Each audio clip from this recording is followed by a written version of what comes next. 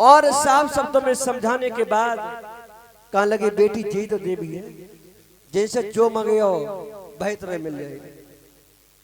बोले अम्मा पहले जो खाओ कुछ खाती है ना, खाती है खाती है हाँ तो पहले हम जने खवाई है। हाँ क्यों नहीं। जैसे ही एक पुआ लाओ देवी के मुंह में, जैसे ही देवो चाहो देवी ने कुछ खाओ ही ना है, और जब न खाओ तो बोले कि अम्मा जी तो कुछ खाती ना है। सोई समझा के कान लगी लली धद्यो, बाकी बातें में जी अपने आप हर एकदम भूख लगाए चले जाए तो खुद खा लिए। हाँ इतनी बात कहने के बाद बोली कि अम्मा थोड़ी बाहर आई, तो बाहर एक झबुआ कुत्ता पूंछ हलाए रहो, और वो देख रहो कि जब कब बाहर निकले तब हम अंदर घुसे। हाँ तो माता बहनों जैसे ही वो बाहर निकल करके आई और कुत्ता ने अंदर प्रवेश किया, जैसे ही कुत्ता ने प्रवेश किया जो बना के लाई पुआ पकवान वे सब खान लगे। जो उनने भोग लगाओ उनके मुंह पे सब उनने देवी मैया के गाल चाट दे। हाँ सब साफ कर दो, जितना भी प्रसाद बना करके लाए थे सब साफ कर दिया। और उसके बाद में फिर समझा करके कहा कि मैया एक बात बताओ, हमें हमें क्या मिला।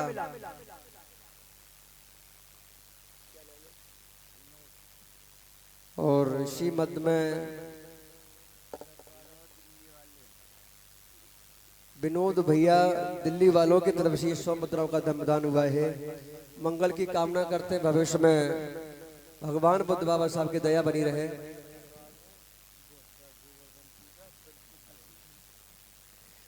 तो मेरे प्यारे भाइयों अंदाजा लगा लेना आप लोग, वो बौद्ध धर्म की लड़की ने अपनी सास से समझा करके क्या कहा मालूम है? कहा कि मैया एक बात बताइए हमें, पत्थर के पहरेदार हमें मार नहीं सकते हैं। बोले सत्य बात है बेटी, वो तो पत्थर के हैं। फिर समझा करके कहा कि ये पत्थर के शेर हमें खा नहीं सकते हैं। बोले हाँ, और ये पत्थर की गाय दूध नहीं दे सकती है।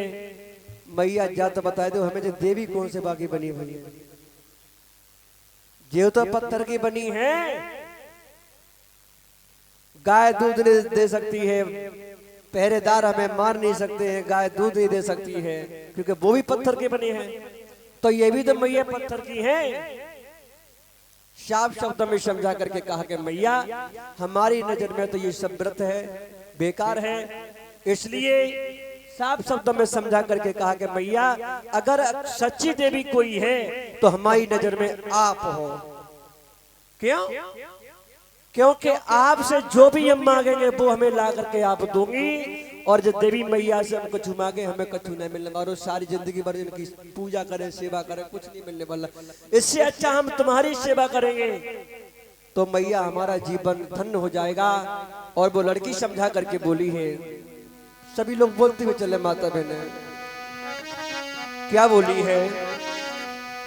मैं तो घर में ही मंदिर बनाऊंगी और पूजा तुम्हारी करूंगी, घर में ही बनाऊंगी पूजा तुम्हारी करूंगी, घर में ही मंदिर बनाऊंगी पूजा तुम्हारी करूंगी।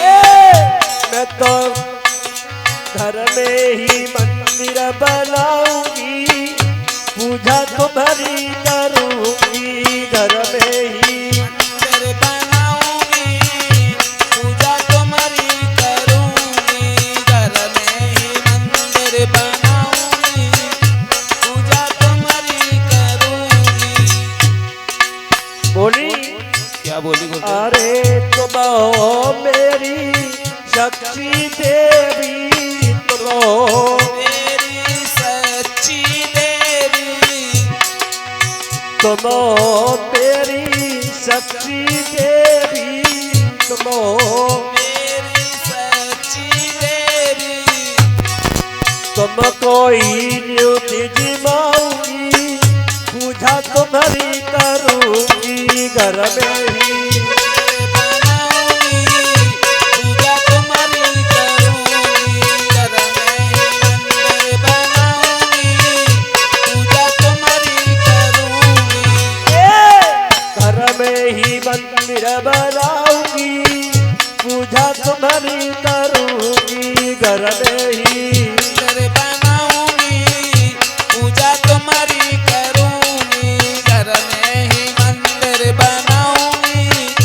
पूजा तुम्हारी करूंगी और बोली अरे ससुर हमारे सच्चे देवता ससुर हमारे सच्चे देवता ससुर हमारे सच्चे देवता ससुर हमारे सच्चे देवता मैं तो उनको ही नियुक्ति जिमाऊंगी पूजा तुम्हारी करूंगी घर में ही बनाऊंगी पूजा तुम्हारी करूंगी घर में ही मंदिर बनाऊंगी पूजा तुम्हारी करूंगी घर में ही बनाऊंगी पूजा तुम्हारी करूंगी घर में ही मंदिर बनाऊंगी पूजा तुम्हारी करूंगी तो माता बहनों आप बताइए अपनी सास ससुर की सेवा करोगी नहीं करोगी आज के बाद करोगी कितनी माता बहनें हैं जो करेंगी अपनी सास की पूजा जरा हाथ ऊपर उठा करके बताइए कैमरा में क्या धोने वाले हो हाँ कौन कौन करे जरा हाथ ऊपर करो और मुझन वाले तुम्हारी सास ना है